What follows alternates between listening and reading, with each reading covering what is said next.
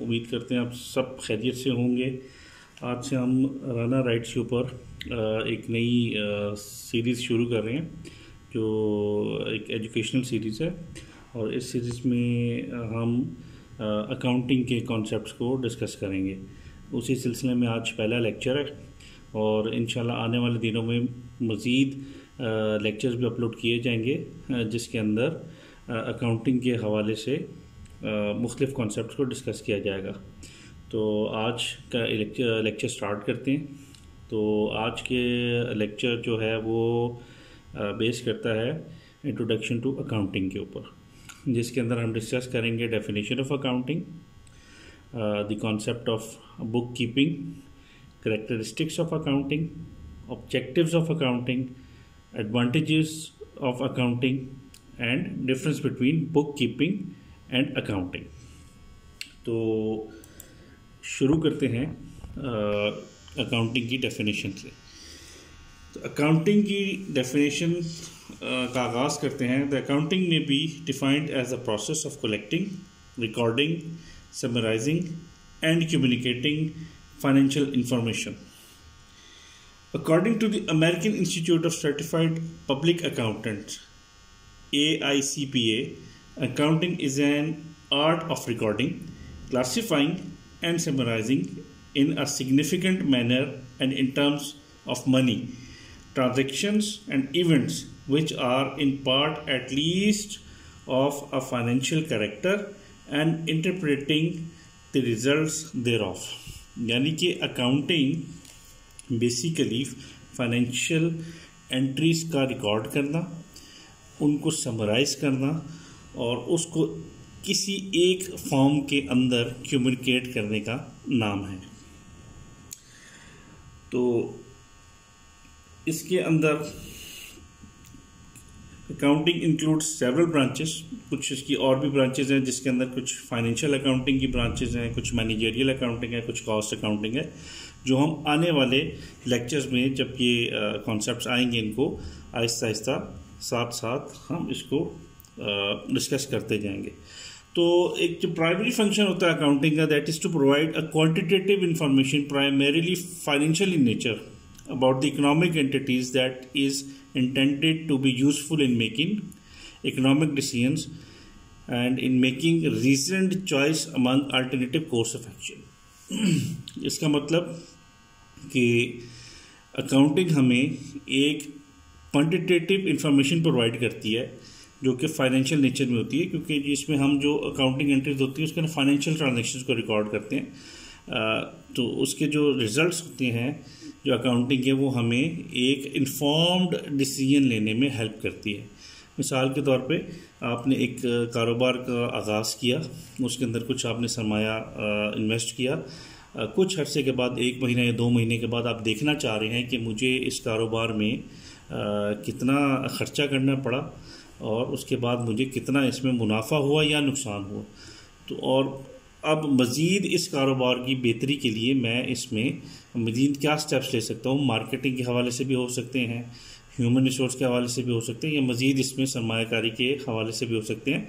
तो अकाउंटिंग से जो आप इंफॉर्मेशन कलेक्ट करते हैं या उसके रिजल्ट से जो इंफॉर्मेशन कलेक्ट करते हैं वो आपको एक इन्फॉर्म्ड डिसीजन लेने में हेल्प करती है। Accounting results help to analyze the financial condition of the economic entity and the results of its operations।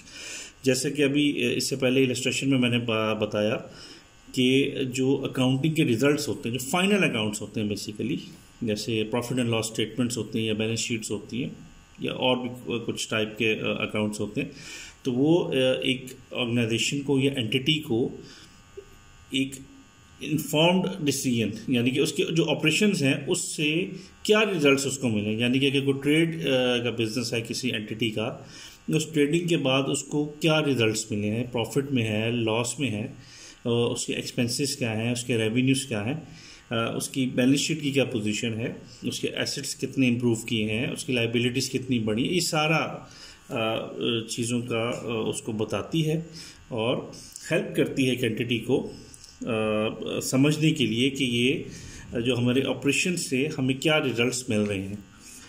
Accounting system communicates information about financial health to a variety of stake holders. अच्छा, ये economic जो accounting की जो information होती है ना, जो final accounts की, इसके बहुत सारे यूजर्स होते हैं। एक तो प्राइमरीली तो कंपनी जो जिसके ये अकाउंट्स बन रहे होते हैं, उसकी मैनेजमेंट होती है, वो देख रही होती है कि भाई हमारी कंपनी कैसा परफॉर्म कर रही है, कितने रेवेन्यूज़ लेकर आ रही है और कितने उसमें एक्सपेंसेस इनकर हो रहे हैं और किस किस किस्म के हो रहे हैं। बहुत एक डिटेल है, वो अगले लेक्चर्स के अंदर जो जो आते जाएंगे उसको डिस्कस हम करते जाएंगे। इसके अलावा बहुत सारे स्टेक होल्डर्स और भी होते हैं कि भाई जैसे एम्प्लॉइज़ होते हैं, वो भी जानना चाहते हैं कि भाई हम जिस कंपनी में काम कर रहे हैं उसके फाइनेंशियल हेल्थ कैसी है, कंपनी मुनाफे में जा रही है कि लॉस में तो नहीं जा रही। अगर लॉस में जा रही है तो फिर ये भी देखना पड़ता है कितने लॉस में जा रही है, कितने अरसे से लॉस में जा रही है। तो उनका स्टेक इसमें इस तरह इन्वॉल्व होता है कि यार कल को कंपनी दिवालिया तो नहीं हो जाएगी, कोई बैंकक्रप्ट तो नहीं हो जाएगी, ये तो नहीं होगा कि हमें बगैर तनख्वाह के काम करना पड़े या हमारी तनख्वाह भी देने के काबिल होगी या नहीं। इसके अलावा बात कर लेते हैं कि शेयर होल्डर्स के लिए इंफॉर्मेशन वो बड़ी वाइटल होती है। मतलब कि जो लिस्टेड कंपनीज होती हैं उसके शेयर होल्डर्स इन्वेस्ट करने से पहले अकाउंटिंग इन्फॉर्मेशन को देखते हैं, प्रॉफिट एंड लॉस को देखते हैं, कंपनी के और बुक्स ऑफ अकाउंट्स को देखते हैं कंपनी कैसा परफॉर्म कर रही है। इन्वेस्टर पॉइंट ऑफ व्यू से भी होता है, share holder point of view से भी होता है, या ऐसे तमाम लोग जिन्होंने पैसा इसमें इन्वेस्ट किया होता है, जो इसके इक्विटी होल्डर्स होते हैं, उनके लिए अकाउंटिंग इन्फॉर्मेशन जो फाइनल अकाउंट्स की होती है बड़ी वाइटल होती है। तो ये आगे इंशाल्लाह जो जो चीज़ें चलती जाएंगी उसको हम डिस्कस करते जाएंगे। तो बेसिस ऑफ अकाउंटिंग कहाँ से शुरू हुई जी? तो सबसे पहला जो कॉन्सेप्ट था ना जी किसी भी ट्रांजैक्शन को रिकॉर्ड करने का, दैट इज़ बुक कीपिंग। तो बुक कीपिंग के कॉन्सेप्ट को डिस्कस कर लेते हैं। Book keeping is an activity concerned with the recording of financial data relating to business operations in a significant and orderly manner. Bookkeeping is the record-making phase of accounting. Accounting is based on careful and efficient bookkeeping system, and the main purpose of accounting for business is to ascertain profit or loss for the accounting period. In an accounting period, there may be numerous financial transactions involved in the business. Without a proper method of recording transaction, it is not possible to remember the various financial receipts and payments taking place during a period of time. The essential idea behind maintaining bookkeeping record is to show the correct position regarding each head of income and expenditure. तो main crux इसमें ये है जी कि क्योंकि एक जब business operation चल रहा होता है तो उस टाइम एक बहुत सारी लेन देन हो रहा होता है, बहुत सारी एंटिटीज परफॉर्म की जा रही होती हैं। तो कॉन्सेप्ट ऑफ बुक कीपिंग क्या होता है जी कि उन एंट्रीज को करेक्ट हेड्स के अंदर रिकॉर्ड करना, उनको रिकॉर्ड करना एक ऑर्डरली मैनर के अंदर, एक अच्छे तरीके से एक प्रॉपर तरीक़ाकार के तहत उसको रिकॉर्ड करना, ताकि जो भी आपकी रिसीट्स और पेमेंट्स हैं उसका रिकॉर्ड आपके पास रहे और एक टाइम पीरियड के बाद आप आराम से इस चीज़ को असेस कर सकेंगे आपने कितनी पेमेंट्स की हैं और कितनी आपके पास रिसीट्स आई हैं, आपके पास कितने पैसे आए हैं और कितने पैसे आपके गए हैं।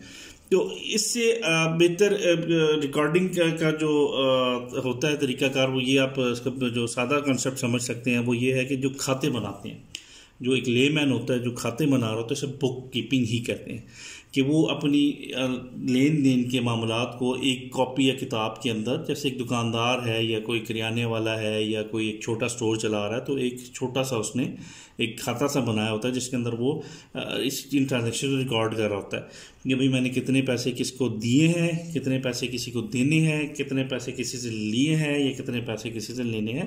This is a simple concept of book keeping. Just to आपको अपने आप को इन्फॉर्म रखना होता है कि भाई कितनी मैंने पेमेंट्स की हैं और कितनी मैंने पेमेंट्स ली हैं और मैंने कितनी देनी है और कितनी किसी से लेनी है। तो ये बुक कीपिंग का एक सिंपल सा कॉन्सेप्ट है। ये बेसिस ऑफ अकाउंटिंग है बेसिकली, कि ये एक बेसिस ऑफ अकाउंटिंग है कि अकाउंटिंग कहाँ से शुरू हुई। तो ये बुक कीपिंग का कॉन्सेप्ट है, तो बुक कीपिंग से ही आगे अकाउंटिंग का आगाज़ हुआ, तो कॉन्सेप्ट था अकाउंटिंग का।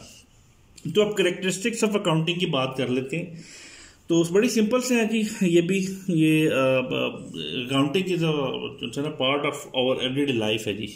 अकाउंटिंग कोई ऐसा चीज़ नहीं है कि बहुत ही यूनिक चीज़ है या कोई ऐसी चीज़ है जिसको समझ ना सके। ये हमारी ज़िंदगियों से जुड़ा हुआ है, हर बंदा अकाउंटिंग कर रहा है, हर बंदा किसी ना किसी हवाले से फाइनेंशियल डिसीजंस रोज़ ले रहा है। छोटे पैमाने पे लिए जाते हैं, जब कंपनीज जो होती हैं बड़े पैमाने पे लेते हैं, बस फ़र्क इतना ही होता है। हमारी तरह जो छोटे पैमाने पे होती हैं, छोटे बिजनेसेस होते हैं या हाउस होल्ड होते हैं, उसमें नेचर ऑफ ट्रांजेक्शन कॉम्प्लेक्स नहीं होती, सादी होती हैं।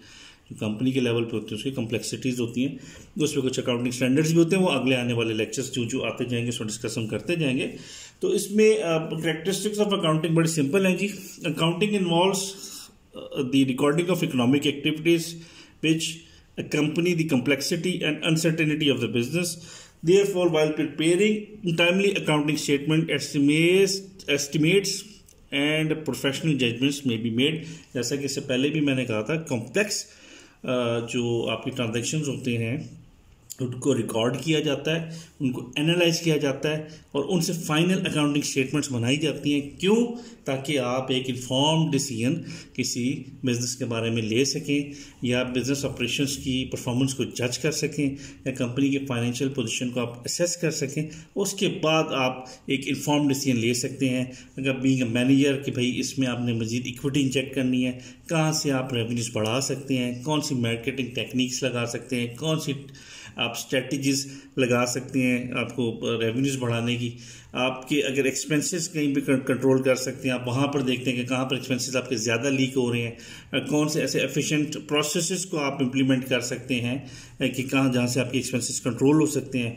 फिर इसके अलावा कॉस्ट एंड बेनिफिट एनालिसिस होता है, उसमें बहुत सारे और भी कॉन्सेप्ट है। This is the thing. एक कैरेक्टरिस्टिक ऑफ अकाउंटिंग ये होता है कि आप कि कॉम्प्लेक्स ट्रांजेक्शन्स को रिकॉर्ड करके आपको एक इन्फॉर्म्ड डिसीजन लेने में मदद करती है, क्योंकि एक समराइज फॉर्म आपके सामने आ जाती है। सेकंड है जी, एक करेक्टरिस्टिक होती है जी अकाउंटिंग की कि इसमें यह है कि अकाउंटिंग जो स्टेटमेंट्स होती हैं या तो कैश बेस्ड होती हैं या एक्रूअल बेस्ड होती हैं। तो कैश बेस्ड अकाउंटिंग होती है जी which recognizes an event as a transaction only when cash is received or paid, यानी कि अगर आपके पास कैश रिसीव हुआ या आपने कोई कैश में पेमेंट की तो उसको कहते हैं कैश बेस्ड अकाउंटिंग। और एक होती है एक्रूअल बेस्ड अकाउंटिंग होती है which recognises revenues earned and expenses incurred as a transaction. इसके अंदर बाज़ औक़ात कैश पेमेंट्स एंड रिसीट्स उसी वक्त नहीं होती, कुछ अरसे के बाद हो रही होती हैं, तो उसको एक्रूअल बेसिस होती है कि आपके पास एक्रू हो रही होती हैं लाइबिलिटीज़, तो आपने उसके बाद कुछ अरसे के बाद इसकी कुछ पेमेंट्स करनी होती हैं। और अकाउंटिंग हिस्टोरिकल इन नेचर होती है जी, जब ट्रांजेक्शन्स हो चुकी होती हैं तो उसके बाद उसको रिकॉर्ड किया जाता है। तो ये एक सिंपल कॉन्सेप्ट होता है जी accounting is a historical in nature. तो ऑब्जेक्टिव्स ऑफ अकाउंटिंग इससे पहले भी जैसे कि बहुत सारे डिस्कस कर चुका हूँ। जो फाइनेंशियल पोजीशन के अंदर चेंज होता है, जो आपकी इनकम प्रोड्यूसिंग एफर्ट्स होती हैं किसी भी कंपनी की, जो रेवेन्यूज जनरेट कर रही होती है, तो उसका जो रिज़ल्ट होता है उसकी वजह से अगर प्रॉफिट हो रहा है या लॉस हो रहा है, या कितना रेवेन्यू आपका जनरेट हो रहा है या कितना एक्सपेंस हो रहा है आपकी, उसमें बहुत सारे रेशियोज भी कैलकुलेट कर रही होती है कंपनीज। वो आगे इसमें बात होगी करंट रेशियोज, क्विक रेशियोज, ये भी एक अलग एक पूरा एक टॉपिक है। तो जो फाइनेंशियल पोजीशन होती है ना जी, उसके ऑब्जेक्टिव ऑफ अकाउंटिंग होती है कंपनी के फाइनेंशियल पोजीशन के बारे में बताना कि how well company is performing, और जो अर्निंग के बारे में आपको इन्फॉर्मेशन देती है इंटरप्राइजेस कि आपको भाई कि आपके ट्रेंड्स ऑफ अर्निंग क्या है जी, आपके रेवेन्यूज बढ़ रहे हैं, आपके रेवेन्यूज कम हो रहे हैं, आपके एक्सपेंसेस बढ़ रहे हैं, कम हो रहे हैं, एक्सपेंसेस किस रेशियो से बढ़ रहे हैं, और इसके अलावा आपके फिक्स एक्सपेंसेस कैसे हैं, आपके वेरिएबल एक्सपेंसेस कौन से हैं, और इसके अलावा आपकी प्रॉफिट एंड लॉस का ट्रेंड क्या है, कितना सा प्रॉफिट में चल रही है, कितने परसेंट से कंपनी ने ग्रो किया था, थिंग्स लाइक दैट। और तीसरा जी इस कंपनीज की ऑब्लिगेशंस के बारे में बताती है जी, लाइबिलिटी साइड्स आप देख लें जी कि कंपनी की कितनी लाइबिलिटीज़ हैं, कितनी उसकी करंट एसेट्स या फिक्स एसेट्स की स्ट्रेंथ है, या लाइबिलिटीज़ करंट कितनी है और लॉन्ग टर्म कितनी है। तो करंट लाइबिलिटी आपके एसेट्स की कितनी स्ट्रेंथ है उन लाइबिलिटीज़ को सेट ऑफ करने की, लाइबिलिटीज़ किस रेशियो से बढ़नी है, ऑब्लिगेशंस कंपनी के कौन कौन से हैं, अगले एक साल के अंदर कौन सी ऐसी पेमेंट्स वो ड्यू हैं और उनका क्या इम्पैक्ट होगा कंपनी के फाइनेंशियल हेल्थ के ऊपर। और जो तीसरी चीज़ है जी कि जो नेट चेंज होता है जी फाइनेंशियल रिसोर्सेज के अंदर, एक रिलायबल हमें इंफॉर्मेशन मिलती है ये ओवरऑल कंपनी का जो अब फाइनेंशियल पूल है उसकी सिचुएशन क्या है, या ओवरऑल कंपनी की फाइनेंशियल हेल्थ क्या है, तो अकाउंटिंग हमें उसके बारे में इंफॉर्मेशन देती है। एडवांटेजेस भी वही हैं जो इसके यूज है जी। Economic decisions, informed economic decision करने में हमें हेल्प करती है। अकाउंटिंग जो फाइनल अकाउंट्स होते हैं इंफॉर्मेशन डिसिमिनेट करते हैं to various stake holders, including management होगी, आपके एम्प्लॉयज़ हो गए, आपके शेयर होल्डर्स हो गए, आपके इन्वेस्टर्स हो गए, क्रेडिटर्स हो गए।